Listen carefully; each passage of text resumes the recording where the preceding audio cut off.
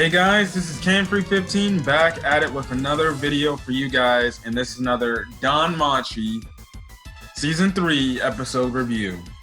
And man, this episode was kind of just lore building and just the aspect of what the main thing, the people want, whether, what's going on for this Xenos guild, and then obviously we get left with the cliffhanger with Dix and his group. But yeah, so let's get to it. So this is DanMachi episode or season 3, episode 4.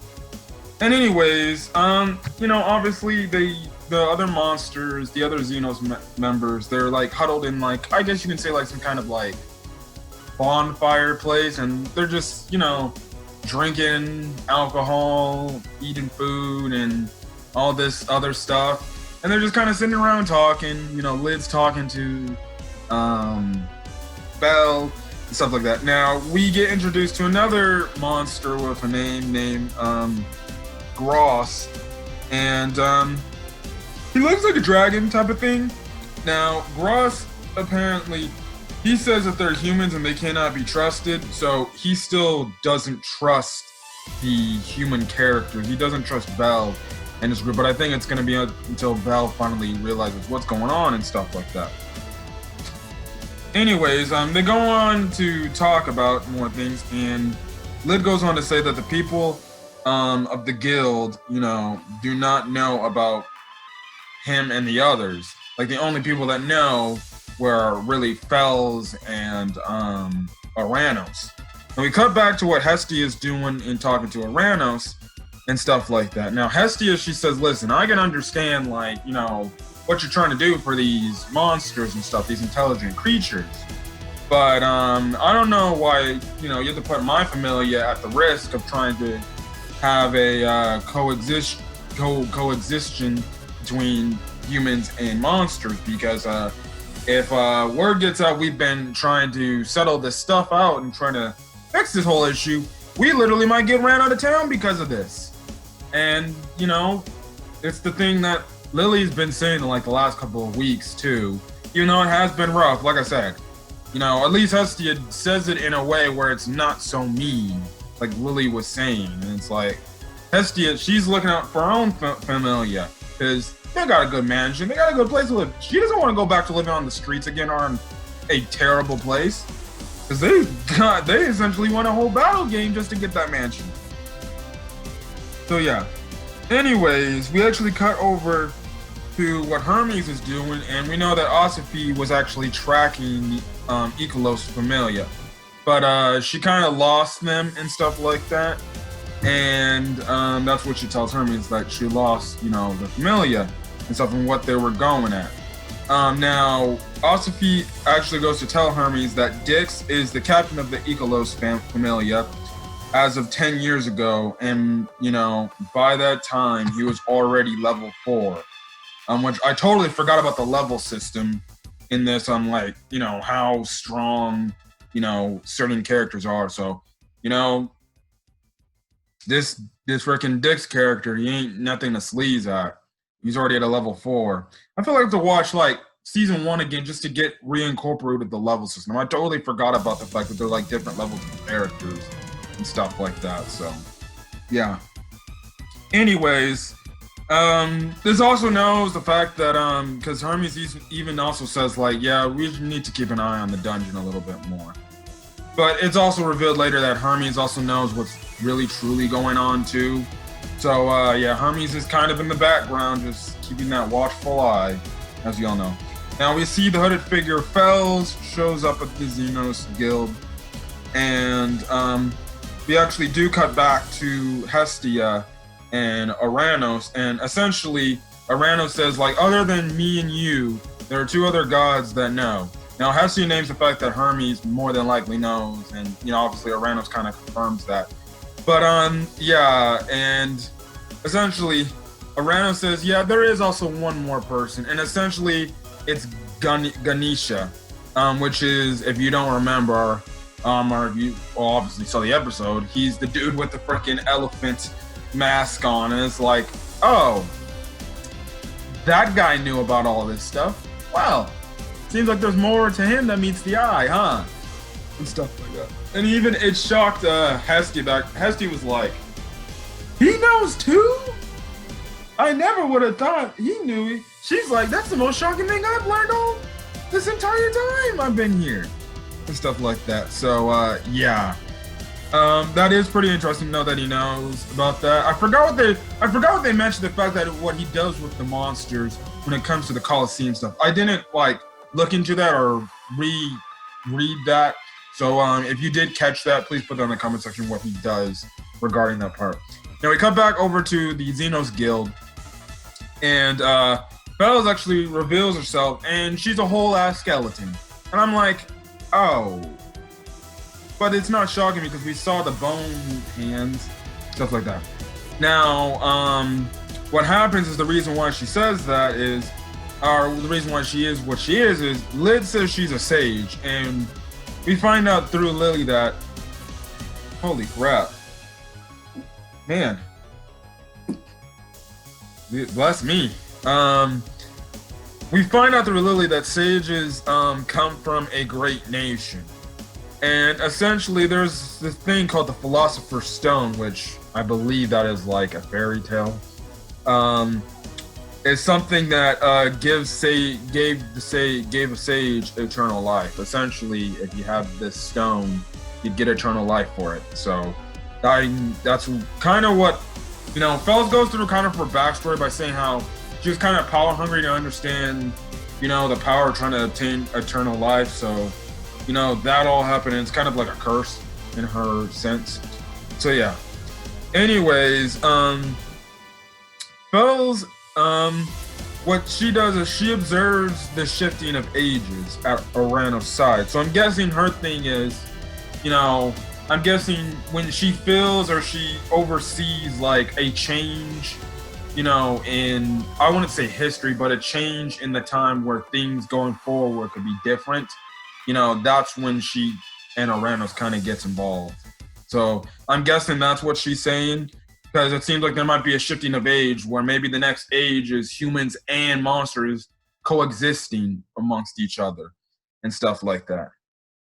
Now, Fells, we find out through Lid, Fells made contact with Lid 15 years ago, and the Xenos goes through the labyrinth. The Xenos Guild goes through the labyrinth to see if there are more people like them and stuff like that. Now Lid, Ray, who is the bird lady, and Gross, they're the longest tenured members of the Xenos Guild. I put longest living members, but they're the longest tenured ones.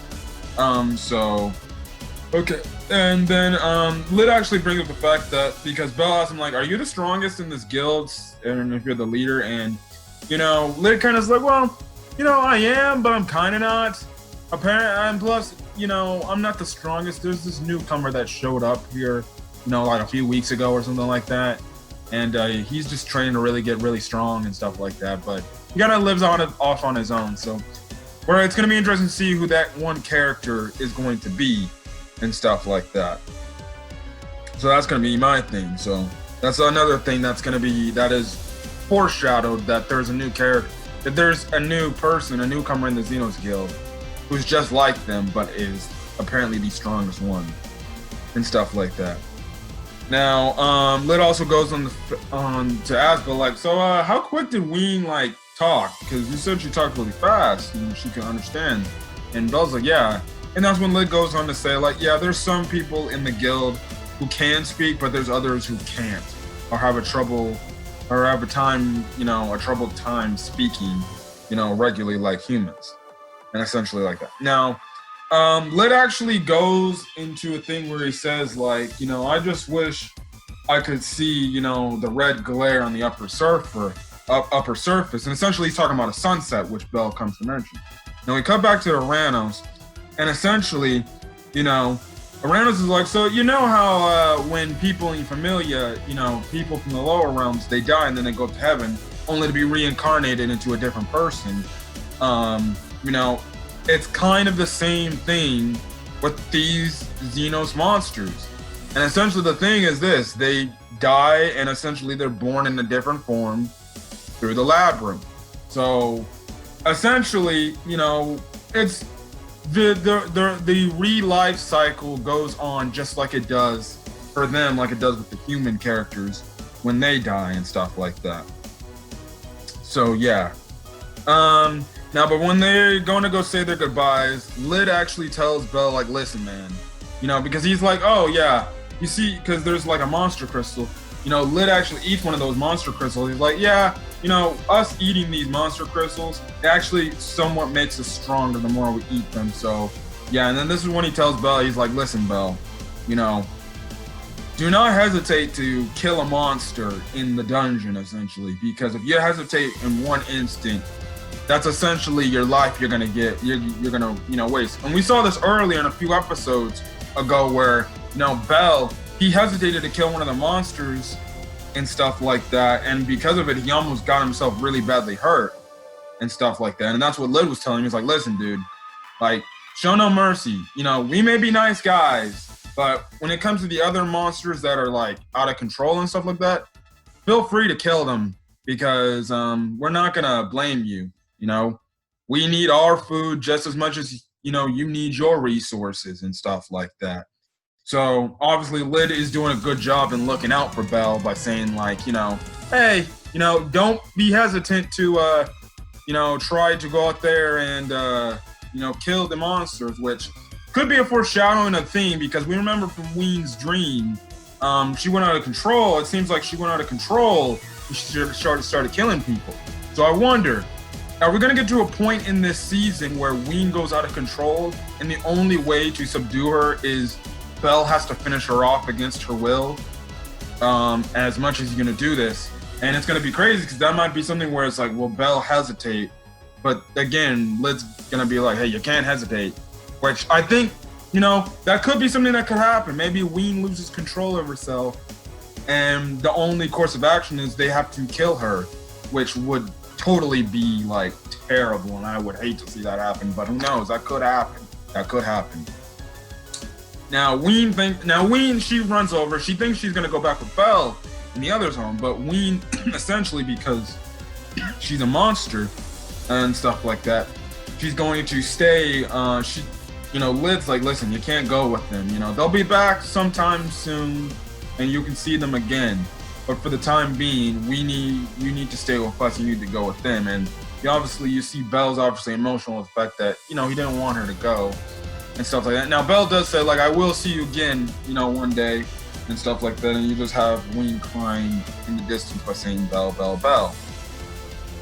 Stuff like that. Now, essentially, they leave the dungeon. They talk to Hestia for a bit. And then we focus back on, Bell asks the question, he's like, what is this truth about the dungeon? And Hestia's like, I don't even know myself.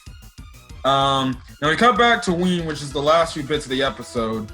And, Wiene's being woken up by, I guess, one of the guards out on duty for the monster group. And essentially, they're going to move to a new part in, I guess, the labyrinth area. And they say it in a way so they can, find food and, obviously, survive and stuff like that. I also think it's also, they don't want to stick in the same place just in case like hunters or adventurers find, their former location and then, hunt them all down like in their sleep or something like that. Now Wiene, as they're walking down this, platform. Now, actually one thing, it seems like the knight that looks like a spider, it looks like, she doesn't trust humans as well. Because she's telling Wiene, like, yo, forget about those guys. Like, humans are all the same. They're not going to, just because they showed you kindness and compassion, doesn't mean, they're all this and that. They'll take you for a fool, essentially. And, that's when Wiene starts to hear, or actually, before I talk about that, it's very interesting that there's another monster like Gross that's kind of like that, where they believe, even though Bell and his companions showed these Xenos members really honest to goodness, respect, and kindness, she still felt like that. And, who knows? Like I said, maybe that could be an influence on Wiene. that maybe that could be. But anyways, going back to Wiene actually hears some cries of a Xenos monster, and it seems like something bad could be happening. Now, I forgot the person was saying, but they end up calling Gross, and Gross is like, listen, wait till backup comes before you do anything. But the main leader of that little grouping is like, no, I can't wait, especially if one of our kind is screaming out in pain. But Gross is like, whoa, wait, what are you doing? Anyways, you find out to see that, it's Ray who's crying out for help, and she's all chained up, beaten, cut up, bruised, bloodied up. And I'm like, whoa, what happened here? Next thing you know, you find out that Dix and the rest of the hunters have got Wiene's group surrounded, and it seems like Wiene's group is in trouble because she's like, they only bring out the race that Wiene is. I'm not even re-say it because that's where it's confusing. So they kind of use Ray's, I guess, cries for help as a way to, trick the other monsters. Even Ray's like, run, but it was already too late. One of the monsters actually tries to attack Dix, but one of Dix's cohorts actually attacks the monster and kills one of the Xenos monsters.